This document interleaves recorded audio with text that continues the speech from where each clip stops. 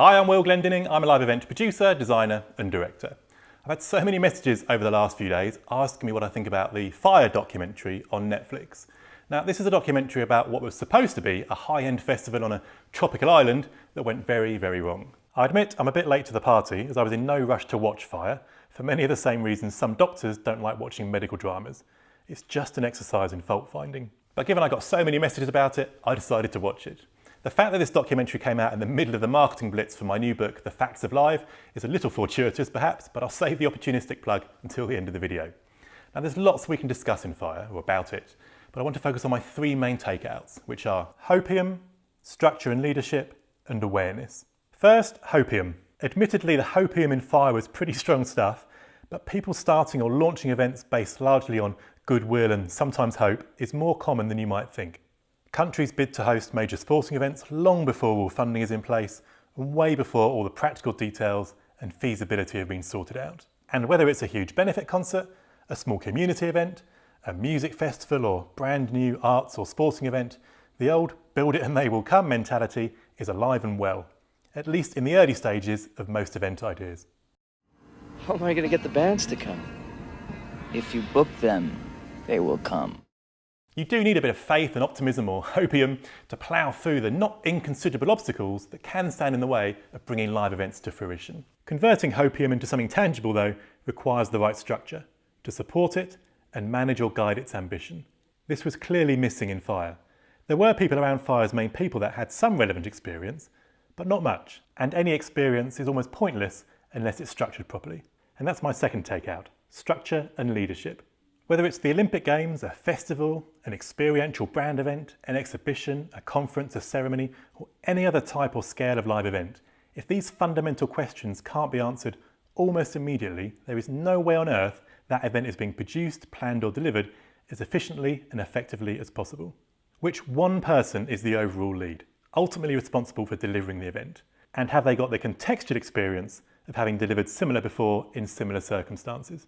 Which one person is the overall lead for all the content or creative direction, and have they got the relevant content or creative experience? Which one person is responsible for the physical delivery of everything, and have they the contextual experience of having delivered similar before?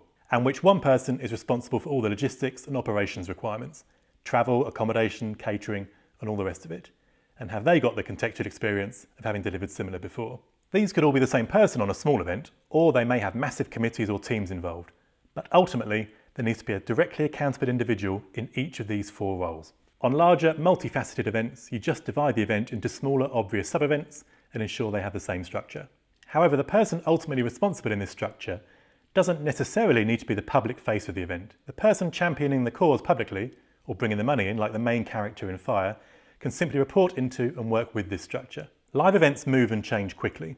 Without this structure, everything, for everyone, is more painful and more wasteful than it needs to be. Whenever I look at an event that has issues that need addressing, be they large or small, it almost always comes back to this structure not being in place. There is no such structure with Fyre, and no one seemed to ask about it, which brings me to my third takeout from the documentary, awareness. The funders and celebrities backing Fyre didn't come out well in this documentary either. This is partly down to ego, though mainly down to a lack of awareness. When it comes to live events, there isn't the awareness there is with other sectors. If you're ill, everyone knows you need a doctor. You need legal advice, everyone knows you need a lawyer. Want a house designed and built, and everyone knows they need an architect and a builder. You may not know what they all do, but you know you need them. With live events, people tend not to know what they need or just give it a go themselves. There just isn't this same common awareness when it comes to live events.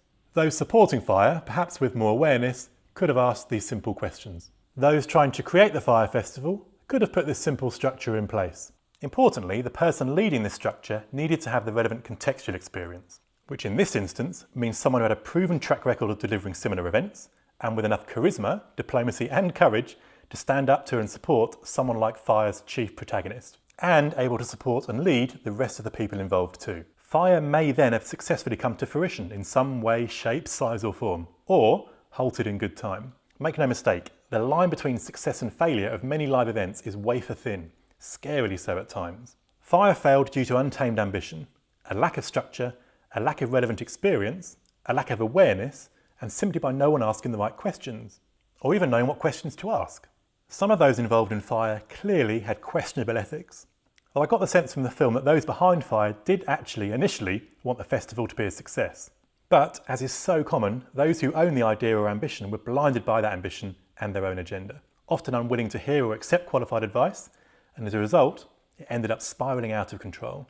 The fact no one at Fyre was seriously injured, or there weren't more serious consequences than, unfortunately, people losing a lot of money, was one of the most astonishing parts of the Fyre story. If you haven't watched Fyre, it's an hour-and-a-half long car crash of a story that still, in my view, leaves many questions unanswered. Anyway, if you want to avoid your own fires, the official launch of my new book, The Facts of Live, which is all about how to conceive, procure and produce live events that create the greatest value and impact, is on the 12th of February 2019. Head over to thefactsoflive.com to find out about the various offers available for launch day and to find out about the other resources launching the same day too. Thanks for watching, and I'll speak to you again soon.